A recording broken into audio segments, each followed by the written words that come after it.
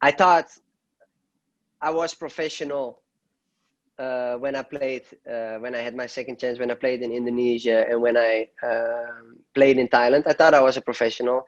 I watched what I was eating. I did my thing in training, went early to bed, had a good recovery. That was it. But once I joined Japan, then you see what a real professional really is. It's not just the work you do on the field and the rest at home and what you're eating, but it's the discipline you must have to do some extra off the field. And that's what I've really gained in Japan.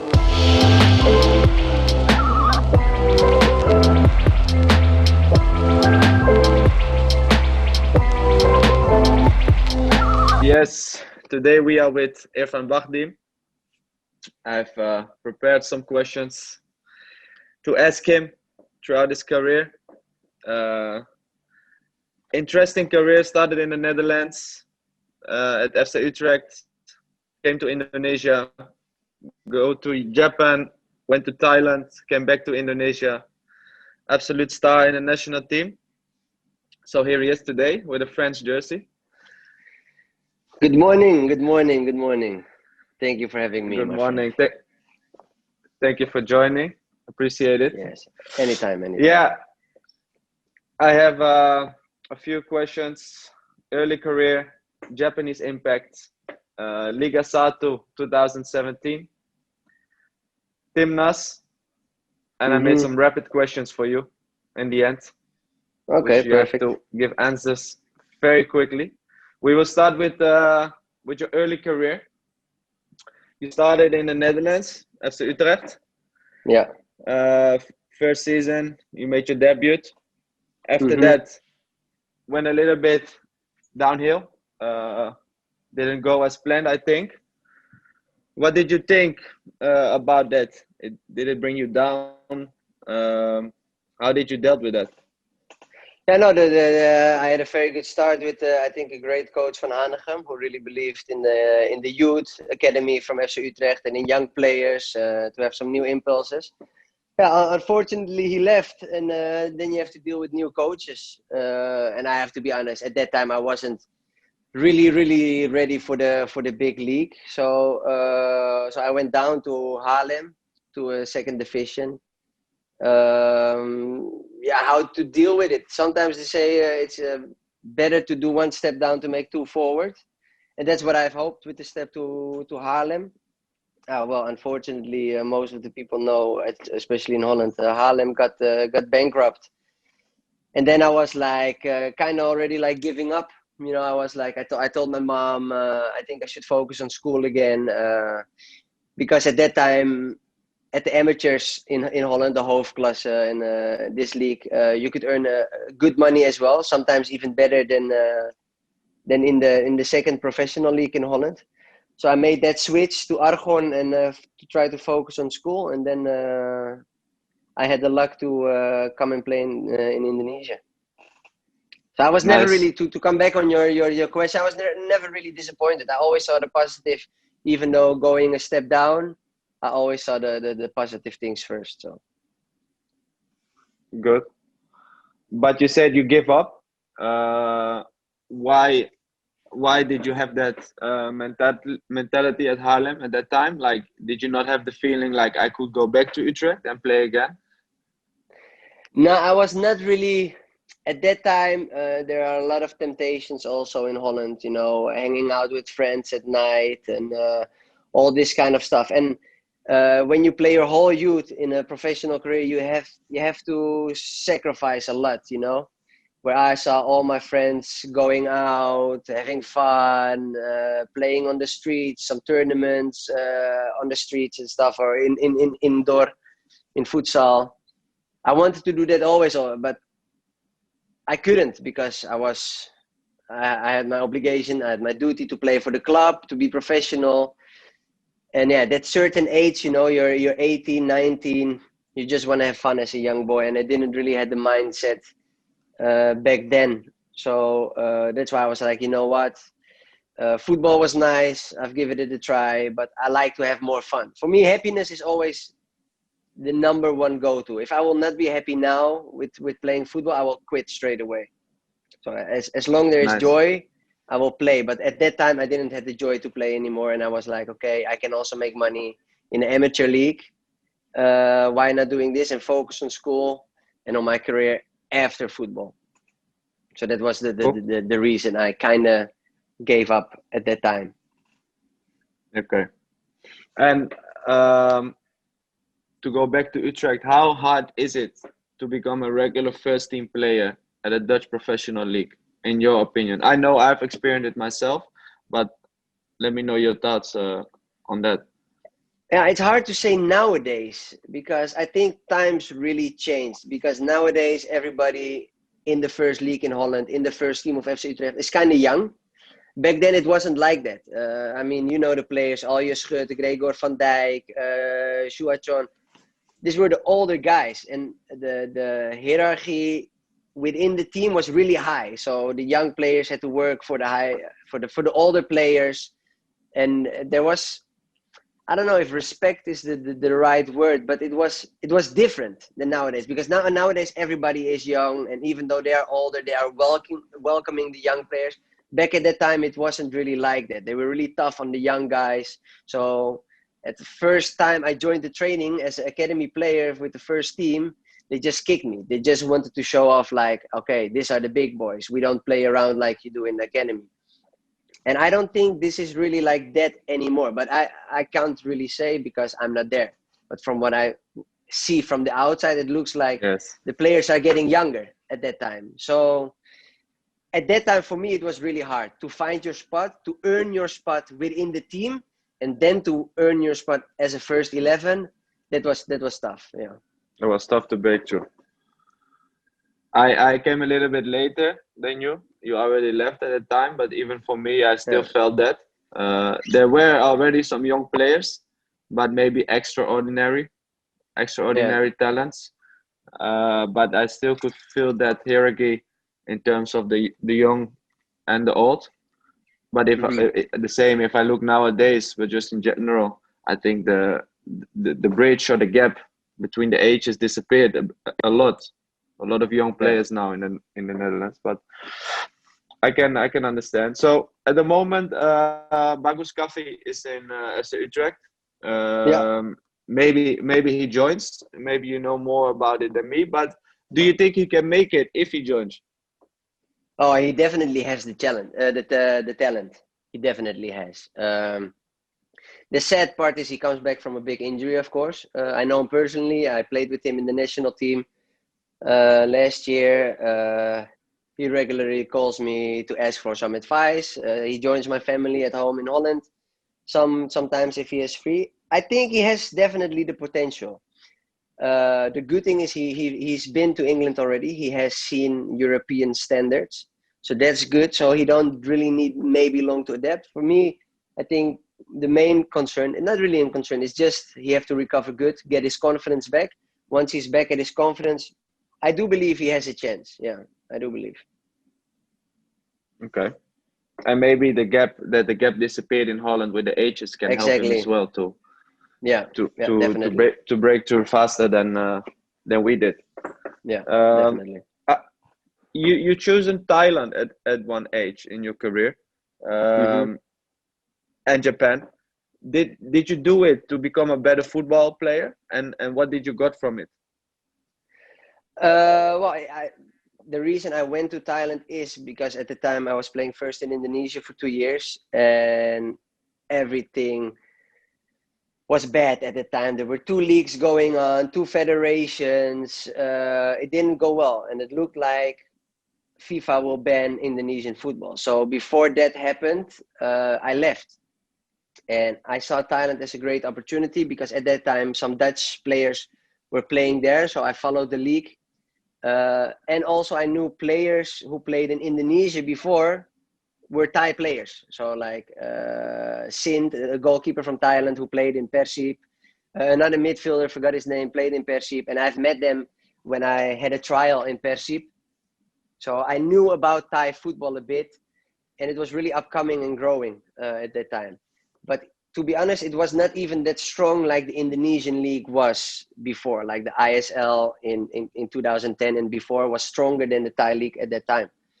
But it was just my way out. The reason I went there was that was the main reason, and to gain some experience, see a new culture, a new country. The way they play is maybe different. At that time, I didn't really know. So there were a lot of interesting things for me to go there. And what I've gained is a lot of experience. Not only about the culture and the country itself, but also the way they play football.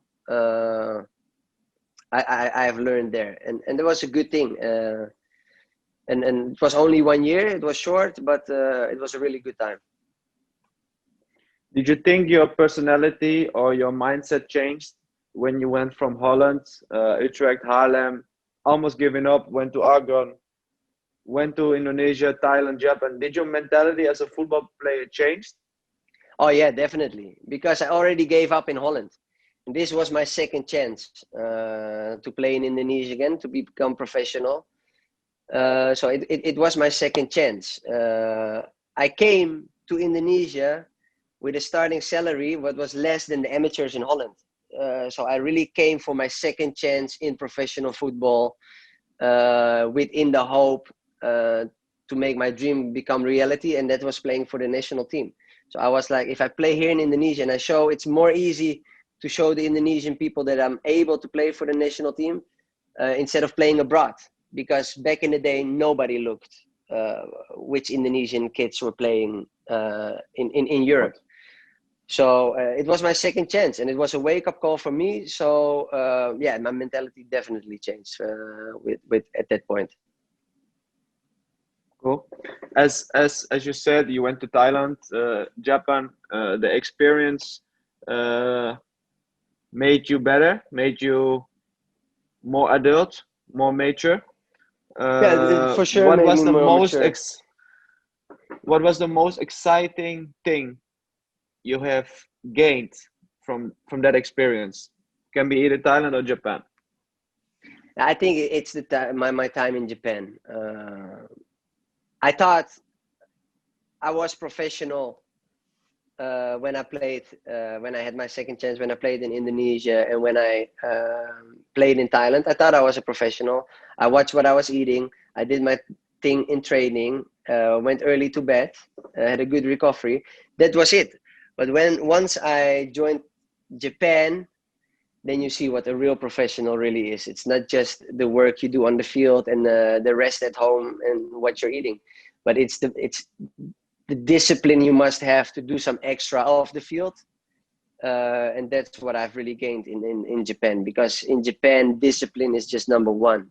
Everybody does it from a young age, where even in Holland, it doesn't start, especially back in the days, not at a young age.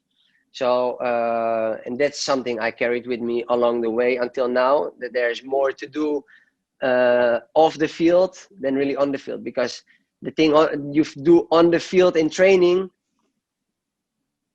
is almost nothing compared to the work you do outside the field. And that's what no one sees. And that's the most important thing for me. And I think that's my biggest experience I had, and the lesson I've learned while playing in Japan.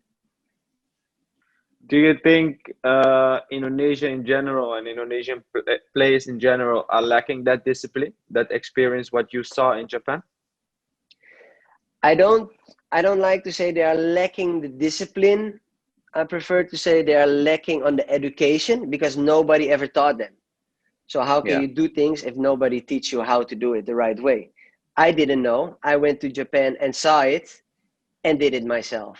So I think it's just really important for the Indonesian academies to start from a young age, to tell them, to teach them what to eat and what to do and what is discipline. So they're not, I don't want to say they are lacking it. It's just the education, what is missing, because you just start later than you do in Europe. Like in Europe, we started when we were 4 or 5 years old. I always give the example when I was playing in 2010 in the national team in Indonesia. I talked with Bustomi. He was one of the main players in our team. And I asked him, when did you start playing? He said, when I was 16. So if he starts playing when I was 16, look at now these days, players become professional when they are 16. So from 4 years old till 16 is so much that they are missing just because they don't have the opportunity to do it here in Indonesia. So it's just it's the lack of experience and the lack of education. What is? Yeah, that's what I believe. Should be improved? What should be improved? Yeah, definitely. If we go to your Japanese impact in your life, you said you gained a lot there. A little bit on your private life. Both of your kids have Japanese names. Yeah. Actually, because you loved your time in Japan. Yeah. The third kid is on the way. We all know. Yeah. Is it gonna be a Japanese name again? Then you have it will be a Japanese name again. It would be weird if you have Kiyomi, Kenji, and the third one is called Kun. So I want to keep it in the possible. The same. With all due respect to all the Kuns, but a good friend of mine, his name is Kun, but I don't think it fits in that.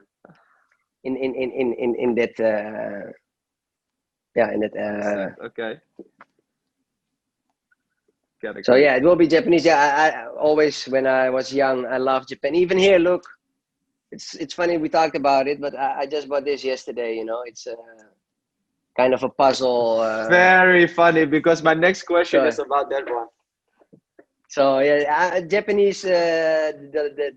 It always triggered me, and I always loved the country before I ever been there. So yeah. Nice. So the funny that you showed me, because I wrote a question like, you love animation like Dragon Ball Z and Naruto. Are you inspired by them in one kind of way to get better, or what is it what you love about it? Yeah, I think without even really knowing that you take it from it, it's like like Dragon Ball does, because Dragon Ball, the Goku was always training so hard. He had a capsule to become stronger, and then for him the magic beans, the sensu beans, to take it to become even more strong. You know, in some way when you're young you don't really realize it, you know, but when you become older, you're like, hey, it has kind of an impact what you have seen. I mean, if you see people with a bad experience, or like, I don't want to, or the bad parents, you know, with violence, they will take it with them, you know. So everything you take from when you were young, I think in some way you take it with you. And especially Dragon Ball Z, the way Goku was always training. It without even knowing it, it came within my system. Without even really realizing, but it does have a big impact, for sure. Nice. Japanese impact. Okay, back to Indonesia. Thailand, Japan, came back to Indonesia, already been playing for the national team since 2010, I think. What made you a star in Indonesian football in your own eyes, and how did you deal with it after almost giving up, made that switch, and became an idol for people? Yeah, I think it all started with the national team 2010. And the reason why I do believe that I have enough talent and potential of my way of playing. I think they liked it as well. And back at that time, I was different. I was the only half Indonesian, half Dutch guy in the country at that time, and also who was playing for the national team for the first time. And it was Gonzalez, El Loco, who just got naturalized and who was playing. So it was something new what was coming. And I think with that, for me looking different, I was the only one having a lot of tattoos. I was more like an eye catcher to people. So the focus came faster on me the way I looked. Plus, I think with the style of playing and the skills I have, and the success we have reached, of course, with the whole team, I think that was the main thing what started my success in Indonesia, and how I have And dealt how with it. yeah. How I've dealt with it. I think it was a shock to me first, because especially in the beginnings, it was hard to go to the supermarket. And at that time I was living in Malang. It's a smaller town, and people were very excited about football. So it was tough, but then the Dutch side of me kicks in. Dutch people, I think, are very down to earth, and that's what I always was. I really appreciated the love from the supporters, but I also knew, like, okay, you're still that guy who 2 years ago was selling, or not even selling, giving away Coke cans at train stations. So you're no one. You're just one of them. Only you're lucky to play football. So that kept me down to earth, even though I become well known here in Indonesia. Correct. I think that's an important point. You said that the Dutch side in you kept you humble. Because why I also ask you how did you dealt with it, because I see a lot of people, and I think it's general that once people get famous or well known, maybe their attitude change, their behavior change, the way they start to play maybe change, because they really gonna believe the hype around them, that they become a great superstar player. Do you think that can happen easy in this country with players? And have you seen many cases that you say, shit man, I should have done it, if I was him I will do it totally different? You think that attention got to them? Yeah, I think this can happen, because especially since football is in a massive country, and the love of football is just huge. So especially if you come really from the bottom and you make it out of the blue to the top, I think it's easy to get lost in this stardom thing. I'm not the one to tell if I have seen it, yes or no. I think the people should know by themselves. But I think it's easy to get lost. Get lost at the temptation and the distractions and the love from the fans. I think it's easy, yeah. And then it just depends on the personality you are yourself. If you go with it, or still stand strong with both feet on the ground and like, hey, I'm just that simple kid. And you're just like them, only you're well known. Nice, I love that. Yeah.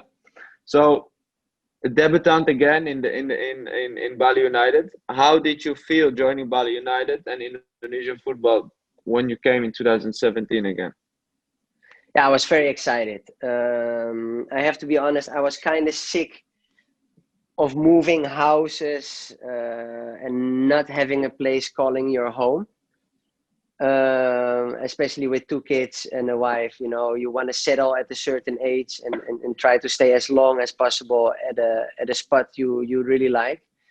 And at that time, Bali United came to me. I still had a chance also to stay in Japan to play there. But for me and my family, I think it was more important to choose now for my family instead of my career. And Bali was just super ambitious. The club, the owners, it all really started to grow, and they had a vision. They knew what they wanted, and they worked towards it. And that's what triggered me to come here, because it was easy to go to a bigger club, especially if you come from Japan, to go to a bigger club, or you go to a club which was smaller at that time, but with a great vision, and with a great belief. And that's what I chose. I spoke with the owners of Bali United. And Bali, like everybody knows, is a great place to live as well. So I thought, okay, for my family, that would be great. The club has a lot of potential and a great vision I believe in as well, and where I think I could help them. So that was my choice to go to Bali, and I was really excited because you come home again. You go to a place, you come home. So it was nice, and I think a great year as well. Yeah, so 2017, I think it was a great season, also my first season in Indonesia. What did you think about first year coming back in Indonesian football that year, that 2017 season? Yeah, like I said, I know Indonesian league it's a strong league, and it's not easy to play here for players abroad, because it's a different way of playing, and if you're not used to it, it's hard. I had the luck that I've played here already, so I knew what I could expect. And for myself, at that time, I became stronger than I was 7 years before that. So I knew what to expect from the league. I did not know yet at the time that I came that we will have such a great success straight away. But yeah, I knew the like I said, the vision of the club, and I knew the league well, so I knew what to expect. Okay. There was one game in 2017 where we were playing with 7 Dutch players in one game. How did you feel about that? In so far from home, to see a game in Indonesia with 7 Dutch people in a single match. That was funny to see, because like I said, go back to 2010, I think no one in Indonesia, in Holland, ever heard of the Indonesian league. So I think that's a very funny thing, and it's good that there are so many or Dutch-born Indonesian boys or Dutch boys joining here in the Indonesian league, because I do believe the Indonesian connection, the Dutch-Indonesian connection, is strong with the history they had, of course. And it's always good to have Dutch players here in Indonesia, because I know they have great football skills as well. So it was a funny, special moment with a lot of I think rivalry as well. But then at the end, it's I think very fun to see how the country have developed, the soccer has developed, that we now can also bring Dutch players to Indonesia. Yeah, true. It was indeed a very rivalry match, and 1-0, I think. You won. Yeah, the away game. Yeah. Top of my head. Yeah. Nice. Okay, back to Timnas. Your first call-up ever. How did you feel about it? You said you almost gave up. You went to Indonesia, and then the first call-up come. Yeah, that was amazing. And I have to say also a big shout out for my coach back then at Persema Malang, Timo Schönemann. I had a German-Indonesian coach who always believed in me, and also always pushed the newspapers, every press conference, like, hey, this guy is great. They should call him up. Because at that time, the national team was already in preparation for the Suzuki Cup. And I was really the last one to join. I never had a trial before, and really just the last chance that you can get a call up, I get a call up and was direct part of the squad. So yeah, that was just an unbelievable feeling, especially also with a coach who said a year before, I will never ever play for the national team. And he said that a year ago, and then he calls me up. It was such a relief moment for me, like, I proved everyone wrong, and dreams become reality. Yeah. So that was a really a proud moment for me, and I think also for my dad. Understandable. First goal, Malaysia, Indonesia, Malaysia. Irfan Bachdim scores for Timnas. Yeah. Explain me. What goes through your head? This was a special moment. I think I have never talked about the whole situation before. Everybody knows Indonesia, Malaysia is the game to play. It's the game you can lose all games, but this one you have to win. And this was a special moment because I know I played as a starter. I was surprised because I just joined the squad. I did my best, and I remember the game just started. I lost the ball. Malaysia countered, and they scored 1-0. They were ahead, and I lost the ball. So at that time, I was like, oh, no, man, this is my mistake. And then fighting back the 1-1, which was a cross from the left side. I came first post because the coach always pushed us to come first post. I touched it a bit, but it became an own goal. And then I was like, okay, I did something back for the country again. It's 1-1. It's game on. And then to top it we were already winning 4-1, and to top it with your own goal against Malaysia in an official game, that was, man, it's like now I tell the story that you always only see in movies or in books, but it happened to me. So that was a really big moment for me, especially because I felt so guilty. I had the feeling that we conceded the first goal because of me, and then doing something back for the team. And then winning the game 5-1 against Malaysia, that was great. That was a really nice moment. Is that your best Indonesian moment or memory you have, or you have other ones? Yeah, I think just this whole tournament, AFF 2010, this whole tournament was just such a success. The chemistry we had within the team, the family bond, the players we had. Yeah, that was really great. And I think, because we reached the final, for me, the best moment, my debut year, I think, I can call this one of my favorite moments in Indonesian football. Okay. Biggest dream in Indonesian football for Irfan Bachdim? Biggest dream, lifting a trophy.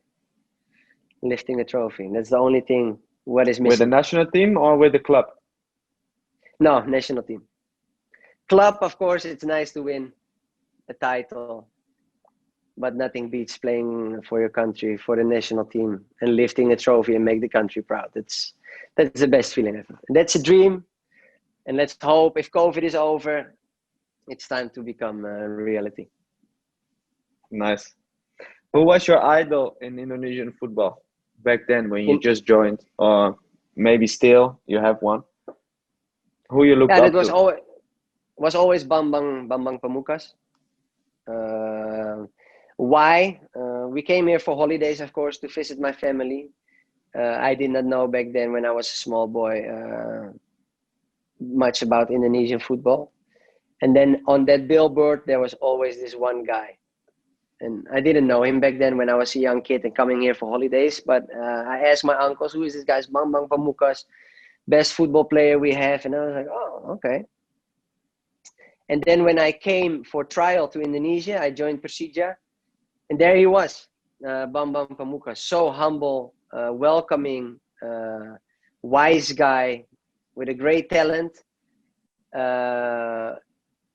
And then I always looked up to him, not only because the way he played, but the person he is himself, the business guy, the wise guy, the humble guy, the family man, the whole picture. It's just what makes him for me a big inspiration as well. Yes. Your message to kids who look up to you, what will you say? Maybe you are that Bambang Pamungkas guy now to other people. Yeah, maybe. Yeah, for me, like I always said, never give up. I did it. I fought back, got a second chance, got rejected also here in Indonesia 2 times by Persib and Persija. Fought back, made it to the national team. So for me, it's just never ever giving up on your dreams. Do what you love and have joy.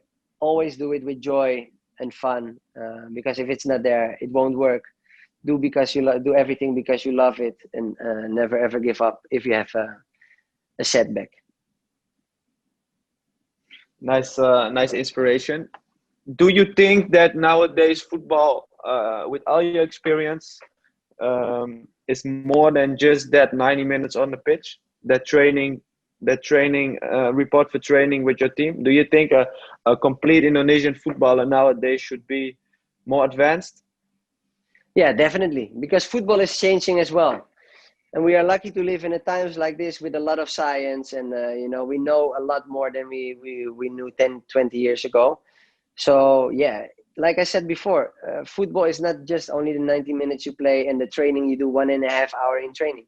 It's more than that. It's the rest you take, it's the food you eat, and the extra training you put in outside the field. And that's why I love to see Ryuji posting his Instagram like this, how he trains, how he works. That's a good example for everyone. I mean, you don't have to post it all the time. It's up to you what you do, but that he does it to show the world like, hey, there is more, to do than just playing on the field.